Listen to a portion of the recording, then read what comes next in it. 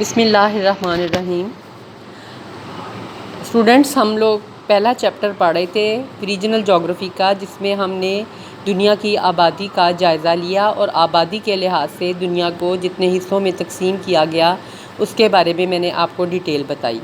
آج ہم نے یہ پڑھنا ہے کہ آبادی کی کم و بیش تقسیم کا انسان کی سرگرمیوں پر کیا اثر پڑتا ہے۔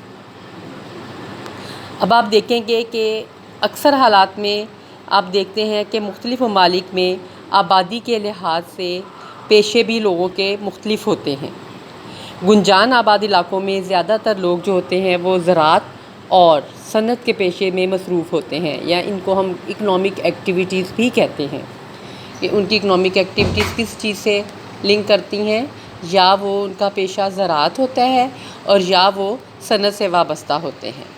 اب معدنی دولت کی کثرت کے باوجود اگر کسی علاقے میں آبادی مناسب نہیں ہوگی تو پھر وہاں پر مزدور اور سرمایے کی کمی ہوگی، اس وجہ سے وہاں پہ جو صنعت ہے وہ ترقی نہیں کر سکے گی۔ جبکہ اگر آپ دیکھیں تو ایسے علاقے جہاں پہ آبادی کم ہے وہاں پہ لوگوں کا پیشہ جو ہے وہ کم گنجان آباد علاقوں میں عام طور پہ لوگ بھیڑ بکریاں پال کے نومیڈک یعنی خانہ بدوشانہ زندگی گزارتے ہیں، اور وہاں پہ میجر پیشہ لوگوں کا یہی ہوتا ہے۔ اب جہاں پہ ہم یہ دیکھتے ہیں کہ جو طبعی حالات ہیں وہ انسان کی زندگی کو متاثر کرتے ہیں، ٹھیک ہے، وہیں پر غیر طبعی حالات ان کا اثر بھی انسانی زندگی پر کوئی اتنا کم نہیں۔ اب ہم یہ دیکھتے ہیں کہ آپ کو یہ ماننا پڑے گی کہ کسی بھی علاقے کی آبادی کی زیادہ یا کم ہونے کے علاوہ مذہب، نسل اور حکومت کا بھی کسی بھی ملک کی اقتصادی حالت پر نمایاں اثر پڑتا ہے، ٹھیک ہے۔ اب اگر آپ دیکھیں سفید نسل کے لوگ صنعت و حرفت و تجارت میں دنیا کی تمام نسلوں سے زیادہ ترقی یافتہ ہیں۔ اس کے بعد یلو نسل کے لوگوں کو درجہ حاصل ہے دوسرے نمبر پر، لیکن کالی نسل ہر لحاظ سے پسماندہ ہے۔ اب اس کی مختلف وجوہات ہیں۔ مذہبی اصول اور پابندیاں بعض پیشوں کو اختیار کرنے میں حائل ثابت ہوتی ہیں۔ مثال کے طور پہ اگر ہم اس طرح مثال لے سکتے ہیں کہ بدھ مت جو ہے وہ جانوروں کی حفاظت کی پرچار کرتا ہے اور ان کے ذبح کرنے کی اجازت نہیں دیتا۔ اس وجہ سے جو بھی بدھ مت سے تعلق رکھتے ہیں وہاں پر لوگ جانوروں کو گوشت، اون اور کھالوں کی صنعت کے لیے نہیں پالتے۔ اسی طریقے سے اگر آپ دیکھیں تو اسلام میں سود حرام ہے، اسی وجہ سے پاکستان کا بینکاری کا نظام اتنی زیادہ ترقی نہیں کر سکتا جتنے کہ دوسرے ممالک کے۔ اسی طرح سے ذات پات کے نظام نے ہندوستان کے عوام کو مختلف جو ہے وہ فرقوں میں تقسیم کر رکھا ہے، ٹھیک ہے۔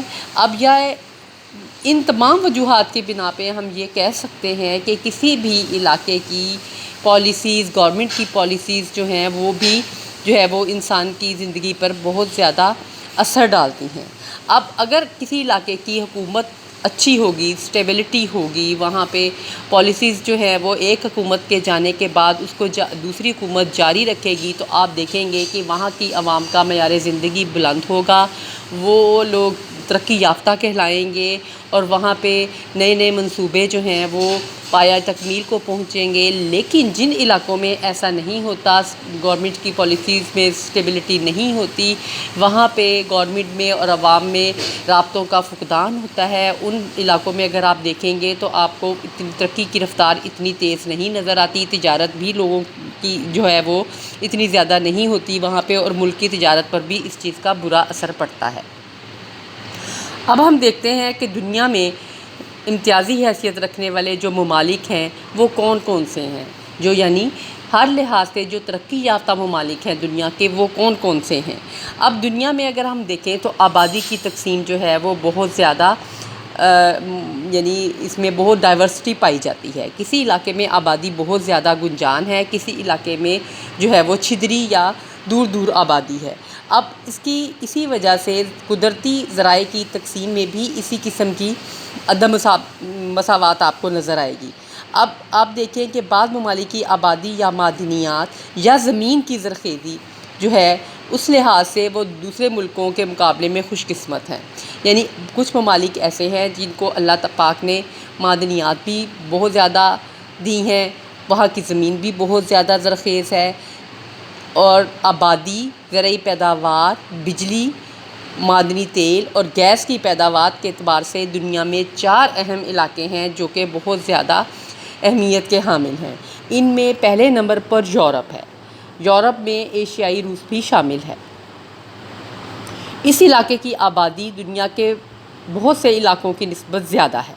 اب اس علاقے میں زرعی لحاظ سے اگر ہم دیکھیں تو زمین بھی زرخیز ہے، اس وجہ سے یہاں پہ ایگریکلچر بھی بہت ریچ ہے، یعنی کھیتی باڑی بہت اچھی اور وسیع پیمانے پر اور بالکل جدید سائنسی اصولوں پر کی جاتی ہے۔ جبکہ اگر ہم دیکھیں تو ان علاقوں میں، یورپ کے اور ایشیائی روس کے علاقے میں معدنیات کی دولت بھی بہت زیادہ ملی ہے، اس وجہ سے یہاں پر صنعت نے بھی بہت زیادہ ترقی کی ہے۔ پھر دوسرے نمبر پہ اگر ہم دیکھیں تو دوسرے نمبر پہ جو اہم ہے علاقہ ہے وہ ہے آپ کا نارتھ امریکہ میں یو ایس اے کا علاقہ۔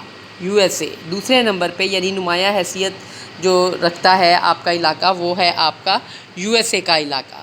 یو ایس اے میں خاص طور پر ریاست متحدہ امریکہ میں بھی اگر آپ دیکھیں تو وہاں پہ آبادی ایشیا اور یورپ کی آبادی جتنی تو نہیں ہے، لیکن اس ملک میں بھی زراعت نے بہت زیادہ ترقی کی ہے اور یہ معدنی دولت سے بھی مالا مال ہے۔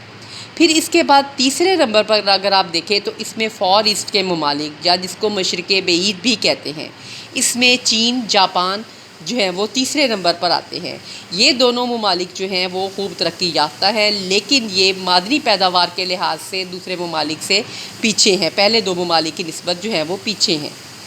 پھر اس کے بعد اگر آپ دیکھیں تو بر صغیر پاک و ہند جو ہے وہ آبادی کے لحاظ سے بہت نمایاں حیثیت رکھتا ہے۔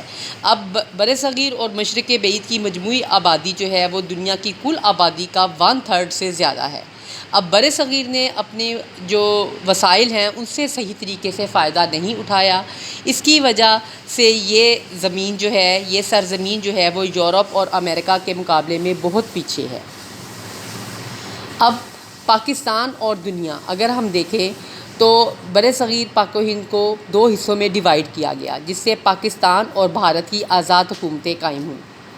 اب جب یہ آزاد حکومتیں قائم ہوئیں تو پاکستان ایک خود مختار مملکت کی حیثیت سے دولت مشترکہ کا ممبر بن گیا۔ اس کے علاوہ پاکستان کے علاوہ برطانیہ، کینیڈا، جنوبی افریقہ کی یونین، ہندوستان، سری لنکا، آسٹریلیا اور نیوزی لینڈ بھی اس میں شامل ہو گئے۔ پھر کولمبو میں جنوبی اور جنوب مشرقی ایشیائی ممالک کی ترقی کے لیے ایک پلان بنایا گیا جس کا نام کولمبو پلان جو ہے وہ رکھا گیا۔ اس میں جنوبی اور جنوب مشرقی ایشیا کے جو ممالک دولت مشترکہ کے رکن تھے، انہوں نے اپنی معیار زندگی کو بلند کرنے کے لیے اور اپنی پیداوار کو بڑھانے کے لیے مختلف منصوبوں پر کام شروع کیا۔ اب پاکستان مختلف قسم کی آرگنائزیشنز کا جو ہے وہ ممبر بن گیا، OIC اور کئی مجالس کارکن جو ہیں ان کا ممبر بن گیا، اور پاکستان اب موجودہ دور میں بڑے بڑے ممالک کی صف میں کھڑا ہے۔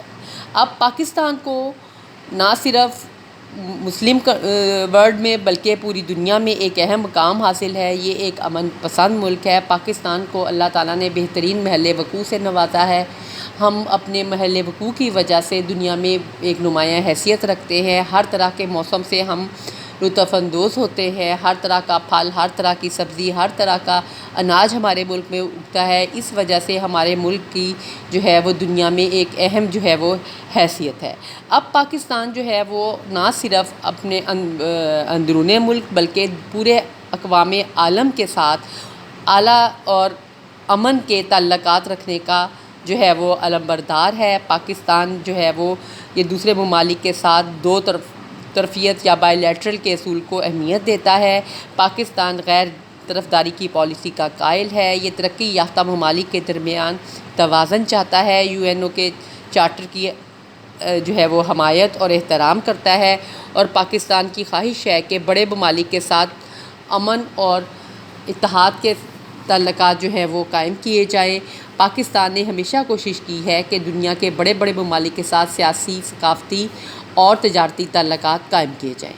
ٹھیک ہے، اب آج ہمارا یہ چیپٹر کمپلیٹ ہو گیا، جس میں ہم نے سارا ڈیٹیل میں نے آپ کو بتایا کہ دنیا کی آبادی میں ڈائیورسٹی ہے وہ کس قسم کی ہے، اور یہ اس کا ڈائیورسٹی کا ہماری اکنامک ایکٹیویٹیز پہ کیا اثر پڑتا ہے، اور اس کے علاوہ ساتھ ہم نے یہ پڑھا کہ ان اکنامک ایکٹیویٹیز کے پہ جب ہم دیکھتے ہیں تو کہ طبعی حالات جو ہے وہ ان کو متاثر کرتے ہیں، تو وہاں پہ ساتھ ساتھ جو ہے وہ غیر طبعی حالات بھی جو ہے وہ بہت زیادہ جو ہے وہ انسان کی جو اکنامک ایکٹیویٹیز جو ہے ان کو متاثر کرتے ہیں۔ ان غیر طبعی حالات میں نے آپ کو بتایا کہ کیا کیا ریزنز ہیں، کیا کیا وجوہات ہیں جن کی وجہ سے جو ہے وہ ہماری اکنامک ایکٹیویٹیز متاثر ہوتی ہیں، اور اس کے بعد یہ ہم نے دیکھے کہ دنیا میں امتیازی حیثیت رکھنے والے کون کون سے ملک ہیں، ترقی یافتہ ممالک جو ہیں وہ کون کون سے ہیں۔